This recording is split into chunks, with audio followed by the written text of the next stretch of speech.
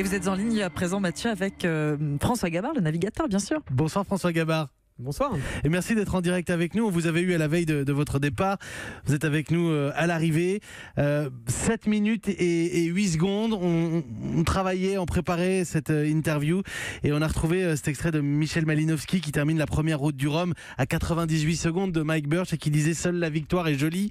Est-ce que c'est joli quand même pour vous aujourd'hui, François Gabard ? Oui, c'est joli parce que c'est la compétition, c'est l'affrontement qui est beau, que je trouve beau. Alors forcément, c'est encore mieux quand on gagne, mais on peut pas gagner tout le temps. Et voilà. Et je préfère terminer deuxième avec cette belle histoire qu'on a pu vivre avec Francis, avec l'affrontement, avec tout ce qui s'est passé, que arriver premier sans avoir vécu des émotions fortes comme j'ai pu les vivre et avec des gros écarts à l'arrivée. Ça, pour moi, ça n'a pas d'intérêt. La compétition, elle est belle quand elle est serrée, quand elle est dure, quand elle est terrible. Et c'est ce qui s'est passé là. Alors c'est dur, c'est terrible, mais c'est beau quand même. Et j'ai vécu un très bon moment de course et je suis ravi, je suis très fier de ce résultat parce que je suis fier d'être arrivé des gens en Guadeloupe. Ce qu'il faut bien comprendre, c'est que le trimaran massif il a eu des avaries quand même majeurs et importants dès la première nuit.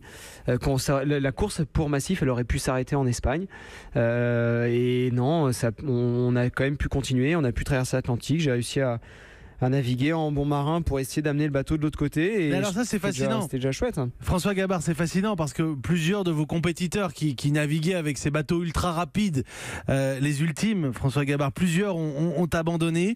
Vous aviez des avaries, vous aviez des soucis techniques, votre bateau était sérieusement endommagé et vous n'avez rien dit jusqu'au bout de la semaine. Oui, alors c'est pas non plus les mêmes avaries que mes concurrents. Mais c'est du bluff ou du panache?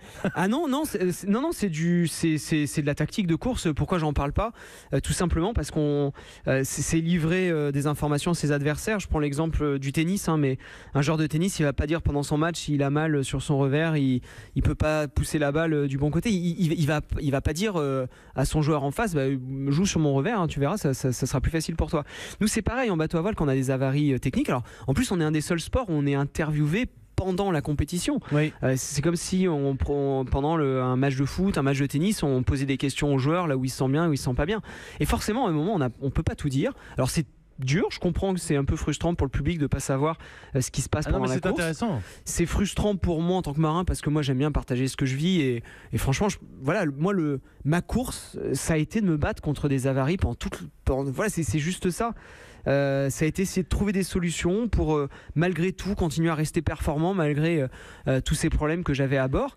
Et moi, ça a été mon quotidien pendant 7 jours et c'est vrai que j'en pouvais pas en parler et c'est assez frustrant parce que j'aime bien partager, mais là je pouvais pas parce que je jouais la course, je jouais la victoire et que je voulais pas donner des informations à mes adversaires et en particulier à un adversaire, c'était Francis Joyon. Alors lui dit, ce soir on est arrivé ensemble, ça s'est joué à un virement de bord à la dernière seconde, c'est vrai que l'écart c'est 7 minutes et 8 secondes, il dédie et partage sa victoire avec vous, c'est forcément particulier, ça ne s'était jamais vu depuis la première édition, à part la première édition ça ne s'était jamais vu un tel finish, François Gabard. Ouais, c'est vrai que c'est un beau finish. Et il y a des sports, il y a quelques jours, quelques semaines, je crois que c'était à La Réunion, à la Diagonale des Fous, là où il y avait François Day. Alors malheureusement, je suis désolé, j'ai oublié le nom du deuxième, mais qui sont arrivés main dans la main sur la Diagonale des Fous. Je trouve que c'est une belle image de sport aussi. Voilà, ils se sont battus pendant des heures et des heures à faire, je sais plus combien ils font de kilomètres sur la Diagonale des Fous, mais ça doit bien faire 150 ou plus avec je sais pas combien de dizaines de milliers de mètres de dénivelé et ils arrivent main dans la main et je trouve que c'est beau. Alors nous c'était pas le cas parce que on voulait se battre jusqu'au bout, que se mettre main dans la main sur une course en bateau à voile c'est pas très simple mais voilà, je crois que ça fait aussi partie du sport. Nous c'était de la compétition jusqu'au bout. C'est vrai que moi en tout cas je suis fier et j'étais fier d'arriver le premier en Guadeloupe, de voir l'île en premier, d'avoir traversé l'Atlantique. Encore une fois, malgré ses soucis, d'avoir réussi à tirer malgré tout ce qui restait du potentiel du trimaran massif pour jouer la victoire. Voilà, après le Tour de la Guadeloupe en bateau à voile, dans les régates, c'est toujours compliqué. Il y a des facteurs qu'on ne maîtrise pas, le facteur vent. Il faut avoir de la réussite pour gagner des courses. J'en ai eu ces dernières années. Il y a peut-être des courses que j'ai gagnées alors qu'il y avait en face de moi des gens plus méritants qui auraient peut-être qui avaient peut-être mieux navigué. C'est terrible, mais j'ai probablement gagné des courses dans ma vie de marin alors que c'était peut-être pas moi qui avais mieux navigué.